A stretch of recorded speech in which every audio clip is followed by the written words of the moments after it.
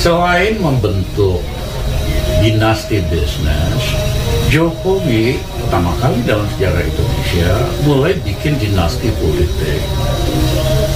Anaknya jadi wali kota, menantunya jadi menantunya, bentar lagi juga anaknya satu lagi, dan sebagainya. Raja Siap nyumbang, raja di Aceh, raja di Kutai nyumbang, Sultan Hamengkubuwono membiayain awal Republik. Sultan Tidore, dia dengan sadar milih ikut Republik Indonesia, sehingga seluruh Tidore, Maluku, Papua masuk Indonesia. Kebayang nggak kalau Sultan Tidore waktu itu ingin merdeka atau bagian dari Belanda, Indonesia tuh bolong sepertiganya. Kalau raja-raja berkorban agar kita jadi republik, dia malah balikkan mau jadi kerajaan keluarga Jokowi. Ya, jadi sudah keterlaluan.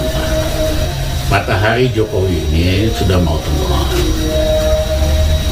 Apapun yang dilakukan, nahan supaya matahari tenggelam, ya nggak bisa.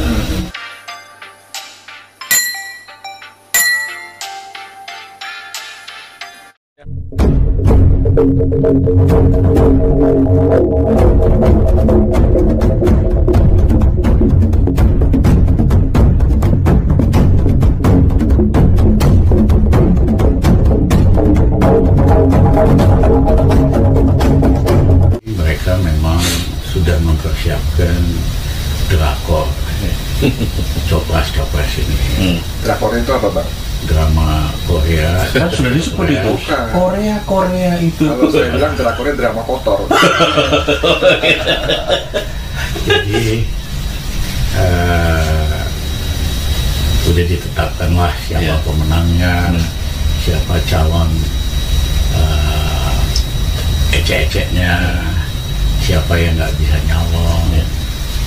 KPU-nya udah diatur, Bawaslu-nya udah dikendalikan, MK-nya sudah jadi mahkamah keluarga, IT-nya pun udah direkayasa seperti 2019. Nah, jadi kalau masih ada yang bermimpi bahwa Pilpres ini akan menghasilkan pemimpin-pemimpin yang hebat buat Indonesia, ya saya mohon maaf, nggak bakal demikian.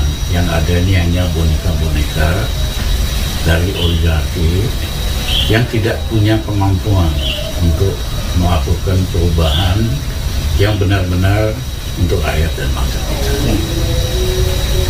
Nah, kalau kita lihat pengalaman bersejarah, pada saat sebelum Bung Karno jatuh, yang menjilat Bung Karno itu malah makin banyak. Partai-partai, tokoh ormas, tokoh universitas, puji-puji Bung Karno, ampun-ampunan dah. Yang menjatuhkan Bung Karno, mahasiswa dan Bung Karno. Lalu setelah Bung Karno jatuh, mereka balik badan, buru-buru ngeritik Bung Karno. Nah, Cak juga mungkin masih ingat, sampai April 98, semua tokoh-tokoh partai, orang universitas, sibuk jilat-jilat Pak Harto. Percaya betul bahwa Pak Harto sangat-sangat kuat. Uang baru kepilih 11 Maret, mayoritas lagi. Nggak mungkin ada perubahan. Tapi justru pada saat penjilatan itu makin aktif, makin vulgar, Soeharto dijatuhkan hanya oleh aktivis sama mahasiswa, tidak sama tentara sama sekali. Nah, hari ini juga Jokowi, kalau kita kan dulu setelah kejatuhan Pak Harto pengen ada reformasi. Terjadi musim semi demokrasi atau Democratic Spring, zamannya Pak Habibie sama Gus Dur. Nggak ada yang ditangkap, pers dibebaskan, DPR nggak diatur, silahkan jadi trias politika, tahanan politik juga, tahanan politik semua dibebasin.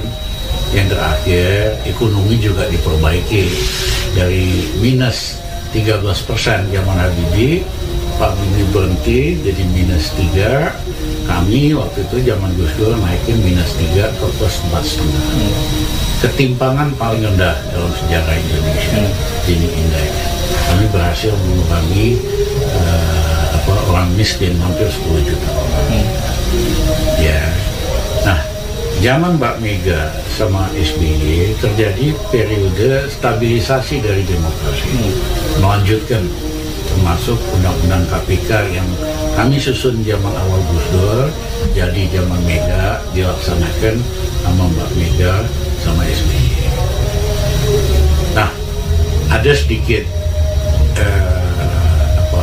masalah karena pada waktu stabilisasi itu ketua umum partai sangat berkuasa sekali, berhak memecat anggota DPR dengan recalling. Itu mengakibatkan anggota DPR jadi mulai takut. Nah, tapi begitu Jokowi berkuasa 2014, tidak ada lagi reformasi, yang ada itu deformasi. Reformasi itu yang udah bagus dirusak. Dia rusak demokrasi, ya indeksnya turun, DPR mulai diatur seperti taman kanak-kanak, undang-undang tentang KPK dilemahin, bahkan tahun lalu disepakati undang-undang KUHP yang baru, di mana kalau ada rakyat kritik wali kota, bupati, anggota DPR bisa dipenjara. Ya, jadi yang dilakukan Jokowi adalah pembalikan reformasi atau deformasi demokrasi. Nah, yang ketiga, KKN Jokowi dan keluarga dan para pejabat di bawahnya lebih vulgar, lebih brutal dibandingin zaman Orba. Sebagai contoh, Tommy Soeharto bisnis ngaco-ngaco, setelah Soeharto kuasa 15 tahun. Ini Kaisang, Jokowi kuasa 6 tahun, 7 tahun, perusahaannya 60 buah, investasi ratusan miliar. Ya, jadi lebih brutal KKN-nya keluarga Jokowi dibandingin keluarga Pak Harto dan diikuti oleh yang di bawah. Padahal KKN itu salah satu tujuan utama dari gerakan reformasi ya, anti KKN. Nah, selain membentuk dinasti bisnis, Jokowi pertama kali dalam sejarah Indonesia mulai bikin dinasti politik. Anaknya jadi wali kota, menantunya jadi menantunya, bentar lagi juga anaknya lagi, dan sebagainya. Jadi dia kepengen mengembalikan Indonesia ke dinasti kayak kerajaan. Nah, mohon maaf, pada saat kemerdekaan kita, raja-raja di seluruh Indonesia sukarela nggak mau kerajaannya dihapuskan, yang penting Indonesia bentuknya republik. Dan mereka menyumbang supaya republik yang dibangun bukan kerajaan. Satu, Raja Siap nyumbang, raja di Aceh, raja di Kutai nyumbang, Sultan Hamengkubuwono membiayain awal republik, Sultan Tidore, dia waktu itu punya pilihan, dikasih sama PBB, satu merdeka sendiri, yang kedua ikut Belanda, yang ketiga ikut Republik Indonesia. Dia dengan sadar milih ikut Republik Indonesia, sehingga seluruh Tidore, Maluku, Papua masuk Indonesia. Kebayang nggak kalau Sultan Tidore waktu itu ingin merdeka atau bagian dari Belanda, Indonesia itu bolong sepertiganya. Jadi Jokowi tidak pernah memahami sejarah Indonesia, bahwa raja-raja berkorban agar kita jadi republik. Dia malah balikkan, mau jadi kerajaan keluarga Jokowi. Ya, jadi sudah keterlaluan. Belum lagi ekonomi itu susah banget. Jangan ngomongin yang kaya-kaya ya, 10% paling atas, 20% paling atas oke lah. Tapi yang miskin di Indonesia ini 40%. Yang setengah miskin, deket-deket miskin, 20%-nya lagi. Jadi 60% rakyat kita hidupnya susah. Jangan hanya lihat kondisi makro gini-gini, yang penting rakyat seneng nggak? Buat makan mudah apa enggak? Yeah. Nah kalau dia buat makan aja susah, itulah tondo-tondo perubahan.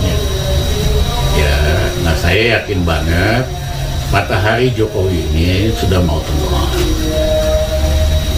Apapun yang dilakukan, nahan supaya matahari tenggelam, ya nggak bisa.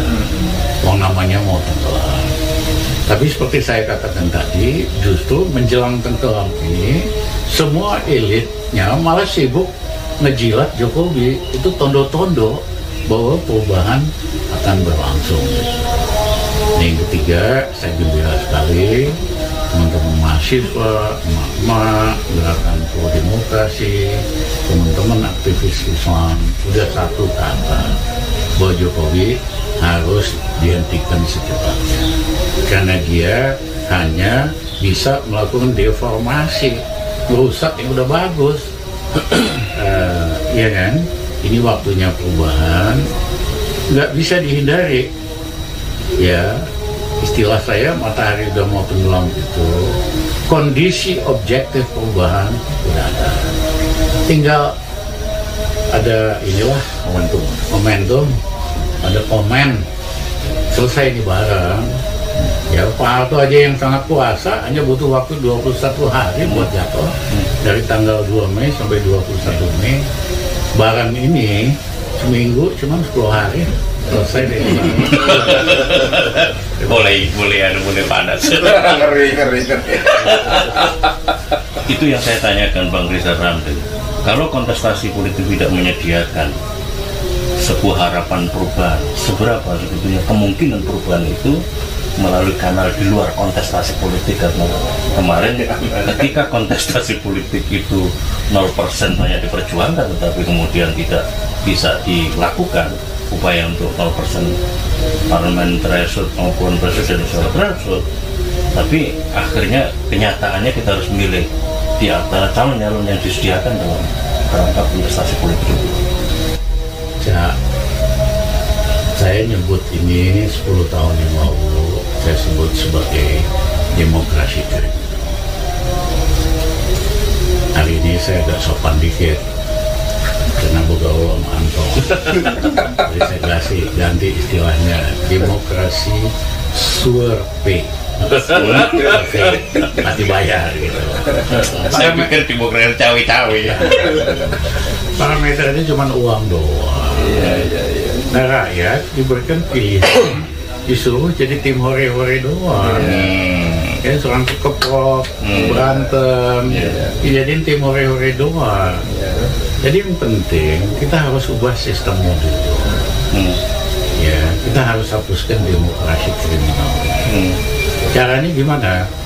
Teman-teman udah sopan mengajukan lebih dari 20 kali judicial review ke Mahkamah soal threshold, tapi hasilnya nol. Karena dibalikkan terus oleh Ketua Mahkamah Konstitusi. Ya, ini bukan Mahkamah Konstitusi, Cak. Ini Mahkamah Keluarga. Ini Mahkamah Kasur. Tidak ada di seluruh dunia hakim agung ada hubungan keluarga dengan eksekutif. Di seluruh dunia? Ya, kagak ada. Itu namanya konflik of interest. Namanya nepotisme. Dan itu pasti merusak negara. Jadi ketua MK ini demi kepentingan kasur dia manut aja sama apa yang dilakukan oleh Jokowi. Nah, misalnya nih, Cak mau jadi wali kota bupati di Surabaya. Kalau dilihat dari tampang, cukuplah, ya kan, ganteng ada, ya kan, berani kelihatan. Kan Jawa Timur maunya itu, ya kan. tinggi juga di atas rata-rata, ya kan? Tapi pertanyaannya, Cak mesti didukung oleh 3 partai. Satu partainya itu sewanya 20 miliar. 3 partai 60 miliar. Nah, begitu Cak kepilih, misalnya saya Anton yang cukongin, udah kita ini semua tampaknya paling bonafit kan Anton. Terus aja dicukong. Ya, dia yang bayari. Padahal ini kobatan ini. Yang bayari Cak jadi calon wali kota. Nah udah jadi, Anton tanya, Cak inget loh, aku loh yang jadiin kamu jadi wali kota. Ya, jadi tolong ya taruh bagian keuangan saya, sekda urusan keuangan di wali kota, sampean manut. Kedua dia bilang, Cak kasih semua izin tambang hutan buat aku ya. Cak manut sama cukongnya. Habis itu di Surabaya gedung paling tinggi berapa? Ya cuma boleh 20 tingkat. Nah buat aku kamu bikinin 50 tingkat izinnya. Sampean manut. Bikinin real estate, cariin tanah. Manut. Jadi yang terjadi di dalam sistem demokrasi ini, anggota DPR, bupati, wali kota, gubernur manut sama cukongnya. Tapi dia tidak bekerja untuk rakyat sama bangsanya. Dia hanya pidato aja, pro rakyat, pro petani, pro Wong Surabaya, ya kan? Prakteknya mah apa yang maunya cukong. Nah, pertanyaannya apakah ini hanya kasus-kasus atau ini sistem? Mohon maaf, 186 wali kota bupati di penjara gara-gara kasus KKN seperti ini. Dalam kurun waktu terakhir. Cari informasi lah paling nggak. Iya. Nah, 22 dari 34 gubernur masuk penjara. Jadi ini jelas bukan kasus demi kasus. Ya, bukan kasusistis. Ini adalah sistemik. Jadi buat teman-teman, kawan-kawan yang masih sibuk mau jadi panitia pendukung tim hore, capres ini, capres itu, wah kalian betul-betul naif, nggak ngerti politik, real politik, ya kan? Jadi menurut saya kita fokus dulu, hapuskan threshold, supaya yang bagus-bagus bisa jadi bupati, gubernur, presiden. Gimana caranya? Ya, selain MK kita kumpul terus, kalau perlu kita demo. Ya pilihan lain nggak ada pilihan. Kita dorong Jokowi supaya selesai secepatnya, baru kita beresin. Menurut saya opsi ini sangat terbuka. Dan itu konstitusional, Bang ya? Konstitusional. Ya. Semua perpanjang nggak ada. Justru bukan, karena dia sudah melakukan sejumlah pelanggaran konstitusi. Pasal 7. Ya, baik macam-macam lah kebijakannya, tidak pro rakyat, pro petani di Thailand sama di Vietnam, ya kan, pro import, selalu hanya nguntungin oligarki.